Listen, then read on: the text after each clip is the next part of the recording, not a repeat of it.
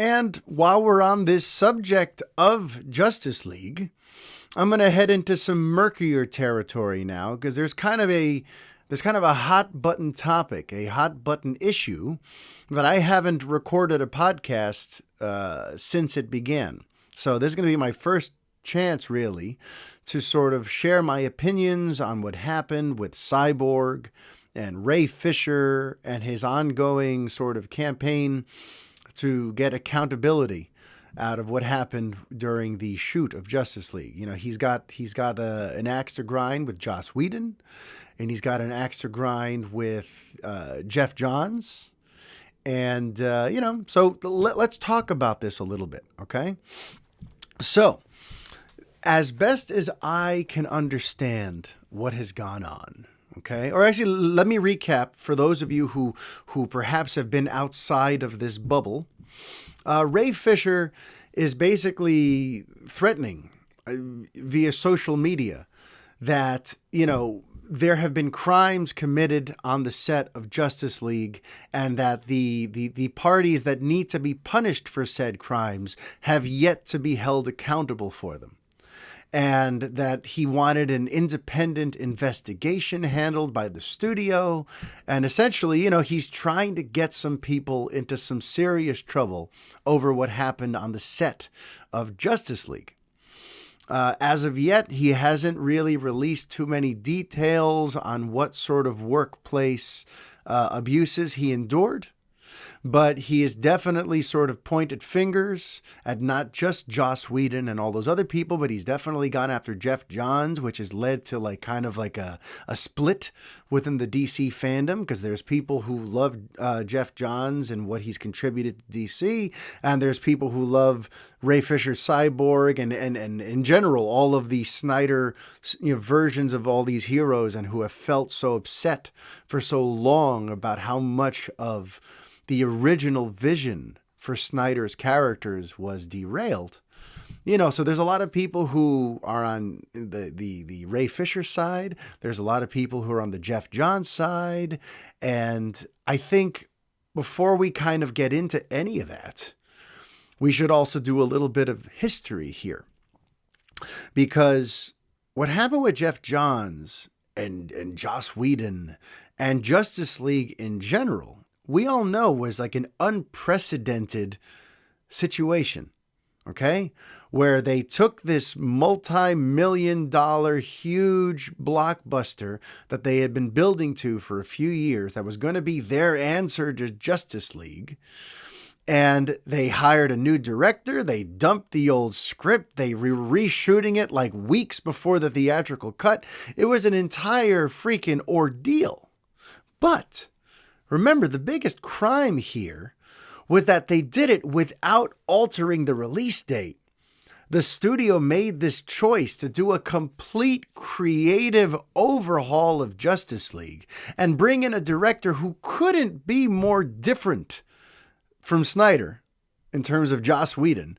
They went nuts, basically changing the entire trajectory of what Justice League was, but they weren't giving anyone extra time with which to implement these changes.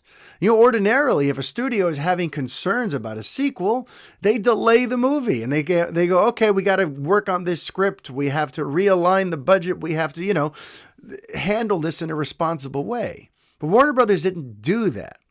They gave Geoff Johns the responsibility, him and Jon Berg. They're like, listen, here's this Justice League movie that's going to start shooting in April of 2016. And we want you to basically rewrite it like now, like on the fly, without any real chance to think all of this through. We're just going to, we want you to just go and fix this movie. So Johns and Berg are already in a thankless scenario. And then you got Whedon in the beginning of 2017 being brought on board to not just write new scenes, but to also direct them and finish all the post-production. And you're basically going to have between April and November to do that, Whedon. I mean, it was a crazy situation. And you have to imagine that the mood on that set was probably not a very good one.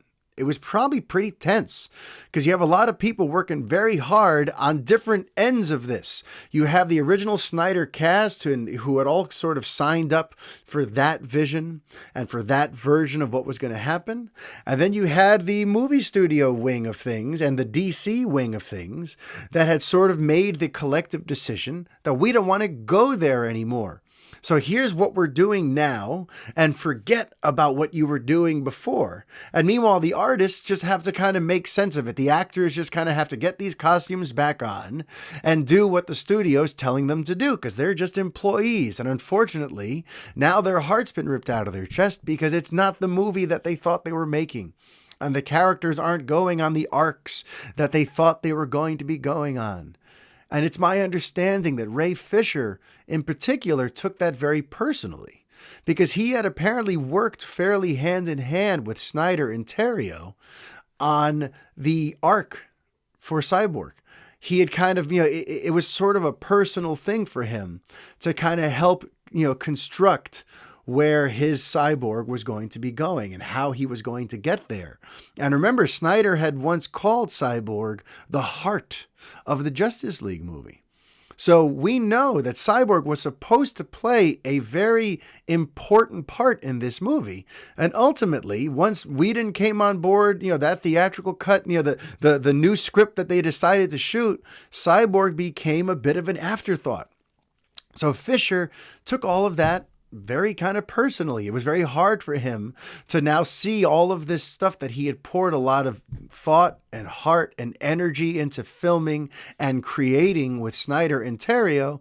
And now he sees all of that just flying right out the window, and he's being turned into a more, dumbed down version of the character. And they want him to say the catchphrase "booyah" from the animated series, which unfortunately, no matter what you think of booyah, that is Cyborg's catchphrase. It is synonymous with Cyborg after, following the Teen Titans animated series. So, he had a lot of qualms with the fact that his Cyborg just kind of became more of a one-dimensional, cartoonish version of the character. But remember, Whedon seemed to have been given the mandate, make this more of a kid movie, make this more family-friendly, more lighthearted. So that's what happened with Cyborg. And Fisher was an unhappy camper about it. But now, here we are, and he's trying to make a very big deal out of this. And there's lots of vague teases and hints about what's going on, but very few actual details. And so I did a little digging. I kind of wanted to get to the bottom of this story a little more. I wanted to see if there was any, anything said or done back in 2017 that, that could help us figure out what the actual accusations are. What is it that Fisher was upset about? And I put in a few phone calls, and I found out that he had made some actual complaints filed with the Actors Union. He filed complaints with the Actors Union regarding verbal abuse on the set of the show, of Justice League. Verbal abuse was his claim. And look, when I hear verbal abuse, to me, that just sounds like, okay, so he felt like the director or somebody was mean to him on the set of the movie. That doesn't really move the needle much for me. So now I ask, is there anything criminal? Is there any sort of illegal thing about this? And that is where things get a little bit interesting. Because you see, in the state of California, workplace retaliation is illegal. And apparently, Fisher, at some point during the photography under Whedon, had tried to go to the studio with his concerns about what was going on, about this new script, and about how Cyborg was now being portrayed, and all of this stuff. He tried to basically go over Johns and Whedon's heads to go to the head of the studio and complain. And it looks like maybe Johns threatened him that if you do that, or if you do that again, we'll just recast you. or this will be the end of your time as Cyborg. He apparently issued some sort of threat about Fisher going up the chain of command and trying to make a big stink about the changes. And that could be what ultimately gets Johns in trouble. If Fisher can prove that there was workplace retaliation, if he can prove that that Johns threatened his career, then Johns could get into some illegal, there would be some criminal misconduct there, and that could be a big story. But unfortunately, as things stand now, to me, I'm still sort of, the jury's mainly out for me, because, there's all this murky story too about the fact that back in August, Fisher had the opportunity to speak with a private investigator that the studio had hired to try to, figure out what's going on with these claims, to get his side of the story. But Fisher wasn't very happy with how that went, because he heard that there was someone else on the line, and he was given the impression that this so-called independent investigator was really just doing the dirty work of the studio and trying to get, Fisher's side of the story, so that they could prepare whatever their counter is going to be. So it's not a true independent investigator, but rather a studio investigator who's here just to find out what Fisher's issue is so they can prepare to fight back adequately. So Fisher admittedly said that he hung up before they can get into any details, and that he wants them to try this again with a true independent investigator. I don't know, man. To me, this strikes me as someone trying to take personal feelings and trying to get get people into serious trouble over their personal feelings. This feels to me like Fisher was very disgruntled with what happened with Cyborg. He didn't like the way he was treated on set when he voiced his opinions about the changes. And he feels sort of discriminated against because of the way that Cyborg was so greatly minimized. But you see, it's tricky. It's tricky because that's going to be hard to prove. Especially because if you think about it, Cyborg has never really been like the centerpiece of the Justice League. He's primarily a Teen Titan or a Titan. And what's interesting there is, if you really think about it, in a Justice League movie where you've got Superman, Batman, Wonder Woman, The Flash, Aquaman, Cyborg sticks out as being like the new kid on the block and not necessarily a core, integral part of the story. So just by virtue of who the character is, he probably would, he should have been an afterthought, so to speak. Cyborg, it would have been a little weird if all of a sudden Justice League comes out and Cyborg is one of the most important characters in it. So it's tricky. It's tricky territory. I could see why Whedon and Johns would be like, okay, we need to de-emphasize Cyborg because it kind of comes out of nowhere that he's like the heart of the movie. Meanwhile, we're still not really sure what we're going to do after Justice League. Everything is so up in the air about the future of these characters. We don't know what's going on with Cyborg just yet. So let's just go ahead and simplify him down to the core elements of his arc and give him a few standout character moments of bits of fan service. And let's leave it at that. Cyborg will be more of a bit player. So to me, like, the logic behind making Cyborg a small role, it doesn't shock me. I saw the exact amount of Cyborg in the theatrical cut that I would sort of expect or even want to see. So, it's going to be tough for him to prove that, my Cyborg was supposed to be a big deal, but I was discriminated against, so they made him a small deal. It's like, no, dude, compared to the other characters in the league, he deserved like the least amount of spotlight. If anything, in his solo movie could be where they could have used a lot of the stuff that he had originally worked on with Snyder and Terrio. So for me, at the end of the day, when it comes to this Fisher thing, I hope he has more evidence or proof of criminal misconduct. Because as it stands, all I see is an actor who had a much bigger part, and then a rewrite happened, and their part got chopped down to a really small bit, and he didn't like the way he was treated when he tried to voice his concerns about that change.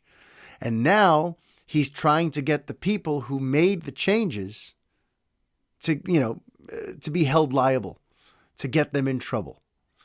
And, to that I say good luck, Mr. Fisher. To that I say good luck. I guess you could argue that the fact that they want him for the Flashpoint movie would kind of fly in the face of the fact that he's been fired or punished or that his career was harmed for what happened in Justice League. But then you could also say that maybe they did that so that he wouldn't throw up criminal charges. So it's interesting. I guess it all depends on sort of what side of the line you stand on. For me, who's someone who's just conscious of all this, trying to take in all the information and figure out where I stand, I sort of, there's no easy way to say this, but, Mr. Fisher, you're going to have to provide a little more evidence here before we can all just get behind you and go, yeah, screw Geoff Johns. Because, when I think about who knows these characters better and who has the best interest of these characters and the overall DC universe in general, who has that more, in spades? Johns does. Ray Fisher, a relatively new actor in a small role, or playing a character that is far less iconic than the other characters in his team, he doesn't really have the clout to just say, well, no, this is how it should be. No, if Johns thinks this is how it should be, then I tend to think Johns knows what he's talking about. But if Johns did get personal, if there was some sort of like particularly malicious or discriminatory or, if there was some other smoking gun of what Johns did, then, let me hear it. But if he was apparently just kind of a dick to Fisher when Fisher was complaining about the changes, I'm not about to cancel Geoff Johns over that. I'm going to need a little more than that to work on. So I'm sorry for those of you who've already pre-canceled Geoff Johns. I need to hear a little more, because verbal abuse is not really enough for me. I've heard all kinds of stories over the last 100 years of Hollywood filmmaking of directors who have unorthodox procedures and who have had very tense relationships with their stars. You can just Google it. This is not a new thing. Directors and their actors coming to near blows on the set of a movie is nothing new. So that's why Fisher being upset about verbal abuse, it doesn't do much for me. So he's either got to prove a little more than that, or, that's really just it. He's going to have to prove more than just these people were mean to me when I complained about the changes to my character. And that's it.